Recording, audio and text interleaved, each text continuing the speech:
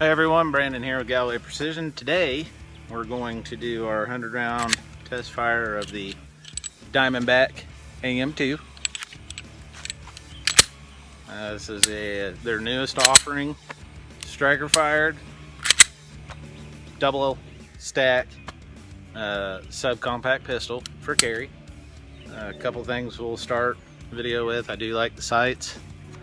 Let me get oriented on the camera real good. I do like the way the sights are. Alright, feels good in the hand, nice and small.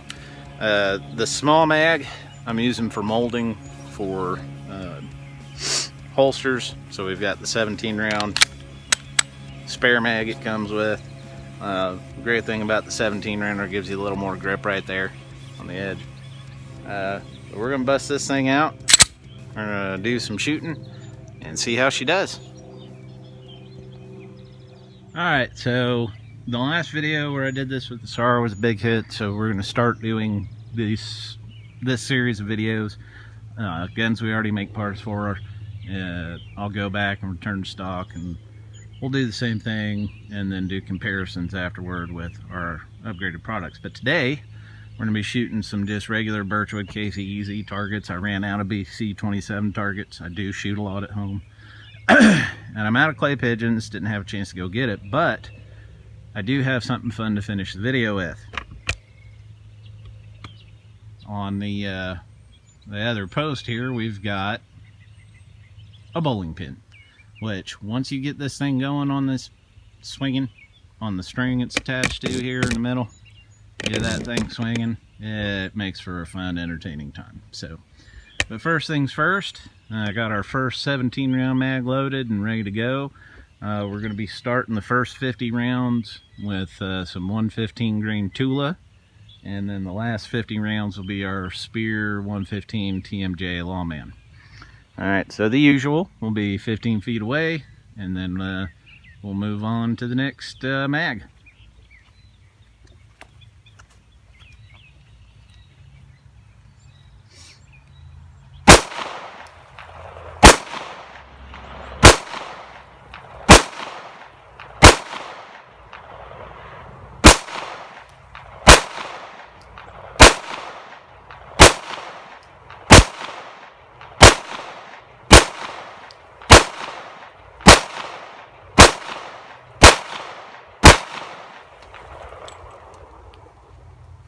Well, except for my one I pulled way far right, like I always do. Not bad at all. Let's get a little zoom in on there. Bring the camera up to it. So as you can see, I mean, that was slow fire, but not bad at all. Pretty impressed with it. I have not shot it at all. We haven't even shot this thing into the blast box yet to see what it does. So I gotta say, so far I'm impressed, except for, of course, my one I pulled over there. Most of these are touching or within the same hole. So let's go ahead and load up another mag and get back to it. Alright, new target up, next 15 round mag, still the same 15 feet. Let's go a little faster. Alright, so we'll just pop, pop, pop, pop, pop, pop, pop, pop, and see what we end up with.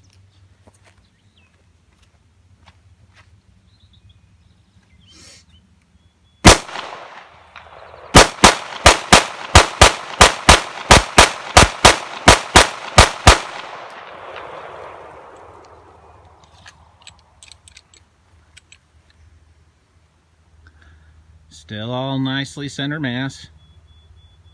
I will say, I think once because I really like this pistol, once I put enough rounds through it, this may be one to add to the collection. I think I'll do a little reduction on the beaver tail. That's just personal preference. Other than that though, it's growing on me real fast. I really like this thing. So let's load up the last of our Tula, and we'll zoom this out a little bit, and we'll do some transition from top target, bottom target, and back. Alright? Alright, so we got the top up, new target, got our bottom target, last 16 or so rounds. It may be the full 17. No, it's 16. It's only a box of 50. Anyhow, we've made it through our whole box of 50 without a single malfunction, which for Tula is pretty good, especially in a striker fired. So that right there tells me that this is going to be a reliable little handgun. Normally, some of these guns, like the SAR, it'll eat anything you put in it, just like the Canic will. Those are robustly built guns. This is a very robustly built gun. This is a great step in the right direction. I gotta say, this really impresses me.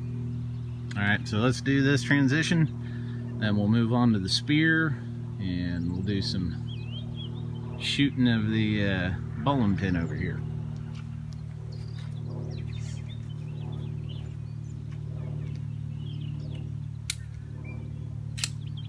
Helps if you chamber it.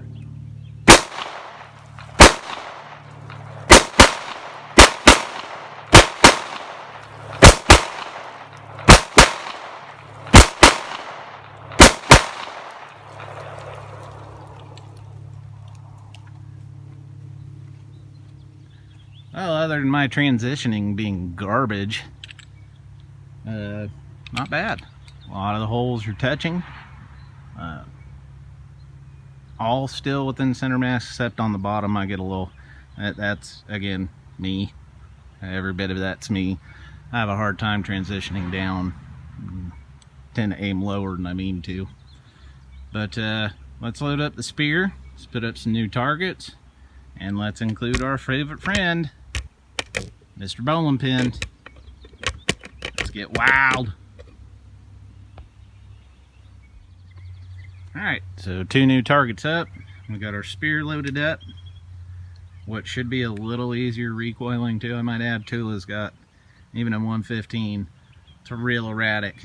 You'll get some normal, some soft, and then just some stuff that sounds and feels like it's got a 300 grams of black powder in it. So this will be a lot more consistent. We'll probably see a little accuracy go up a little bit, just because better bullets tend to do that. But I wanted to cover something as well. A lot of you guys will end up asking me why 15 feet. Well, 15 feet is 5 yards. Alright, so normal engagement areas are going to be between 5 and 7 yards or shorter distance.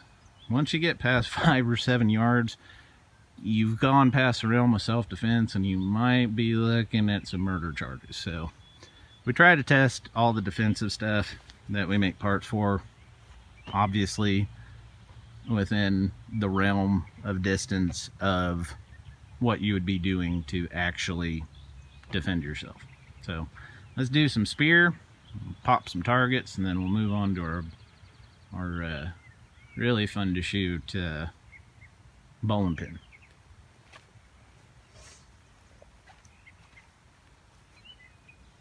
Let's do some steel too.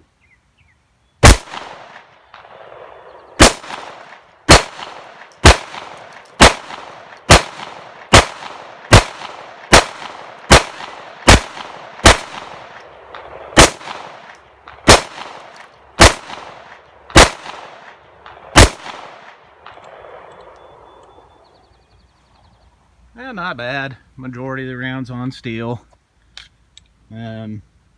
I'd say I pulled probably 5 or 6 of those there out of 17. But let's load back up and back to paper. So that was essentially a waste of 17 rounds, as I realized the steel wasn't really in frame. We'll still put it in the video. There's no such thing as perfect. If you follow our brand ambassador to the Pew Pew channel, he made a post about that recently, and he's right. All these guys you see on YouTube, Instagram, everything else that are just perfect, that's not really the case. You're gonna have off days. You're gonna miss shots. That's just the way it is. That's why we practice. Me, I'm still new to the whole videoing thing. Even though I've been doing it a little while, I don't know the full ins and outs, and just shot a whole entire scene with the steel target out of frame. So let's try this again. But I think what we'll do bottom, middle, top. We'll go bottom, middle target, steel. All right, 15 feet. Now I will say, one thing I am having trouble with, while I do like the sights that are all one color, and again, this is a personal thing. Personally, all my sights on my handguns are offset colors because I tend to lose them if they're all one color. So we'll definitely be looking at making some fiber optics for this, probably some 3D printed stuff, because they're the same as block sights. So we can easily do some 3D printed fiber optic fills.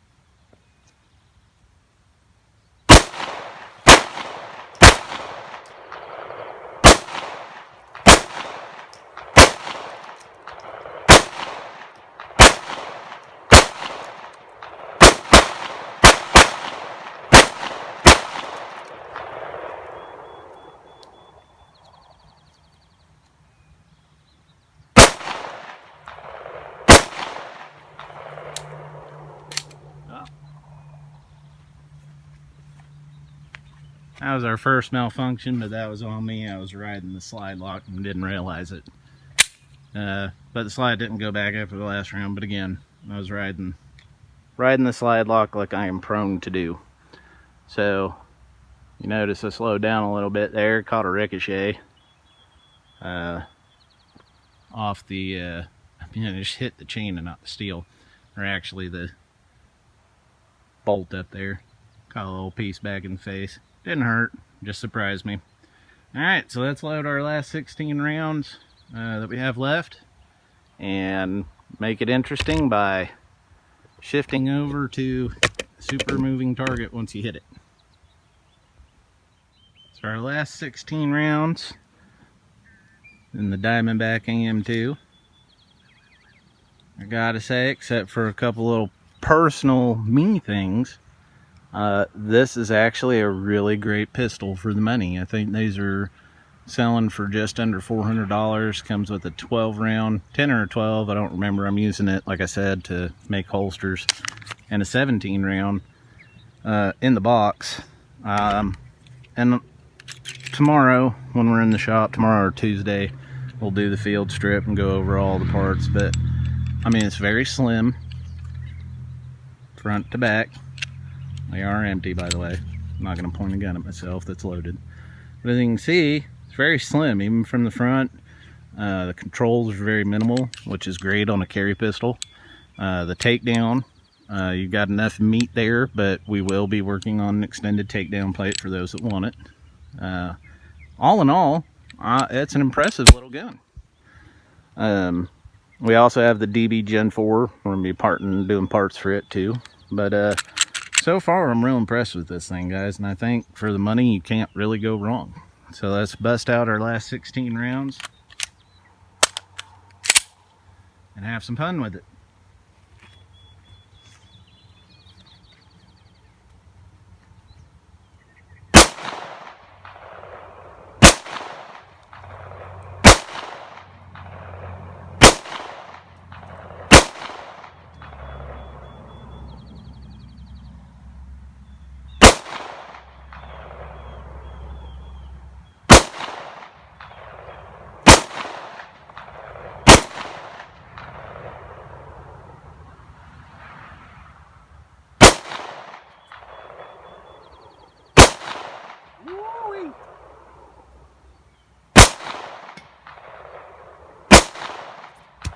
Oh, we killed it.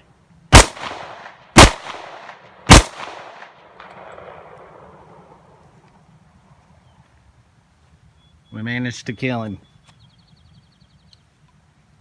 But really all I did was make him come untied. But you can see when you're hitting that thing, it sends it all over the place. These things are super fun to shoot. If you've got a store that sells them, pick one up. Saw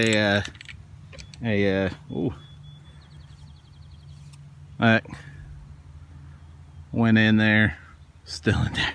But saw a match recently where they had taken and got a bunch of these and cut the top off and then set it back on. You had to shoot the tops off before you shot the body. So might try and get some more of those, just do something like that. But Those last 16 rounds, I gotta say, I'm impressed. I'm very impressed with this gun.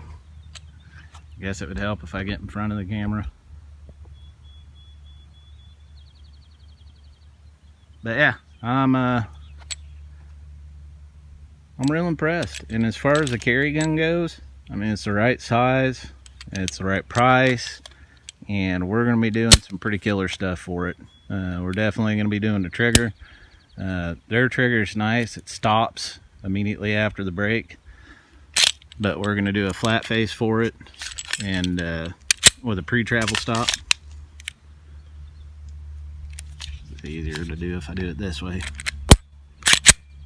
So it has a nice short reset, which is right there, and there's your brake. So we will be doing one of our short stroke triggers for it, flat faced. We're going to try and do flat faced so that we can get a lot of that pre-travel out. Sights, again, personal preference. I need different colors, make it a little easier. But other than that, I like it a lot. Fits nicely in the hand. Get a good grip on it. It's a good little pistol. Alright, so that's going to wrap up the first 100 rounds with the Diamondback AM2. Did a little talking there from behind the camera. But we're definitely going to be doing trigger, guide rod. Probably do an extension for the short mag. Just give you a little more purchase if you got big hands or sausage fingers like I do. You know, you need that extra bit. Don't mind me wearing my dad's clothes apparently. All that weight I lost, my shirt's falling off. We'll probably do a wide body takedown plate for those who want it. But all in all, I've got to say I'm very impressed. It's going to be a good little carry piece. It really is. Especially for its size and being double stacked. Man, that's a definite plus. Excuse me. It's running about the same size as like an XDS Mach 2. A little bit bigger than the G43, but double stack instead of single. It's roughly on size, and I'll show you this when we do the bench video part of this, where we strip it down, show you the internals, go over what we're gonna do. It's roughly the same size as the P365, but without all the problems that they have had with that pistol, which really aren't problems. But that's for another video. We'll cover that later. So that's going to wrap this up for today. Gotta say, I'm impressed. So those of you that already own this, don't worry. We're going to be making parts very soon. So we'll see you in a day or two at the bench. Go over the parts plan.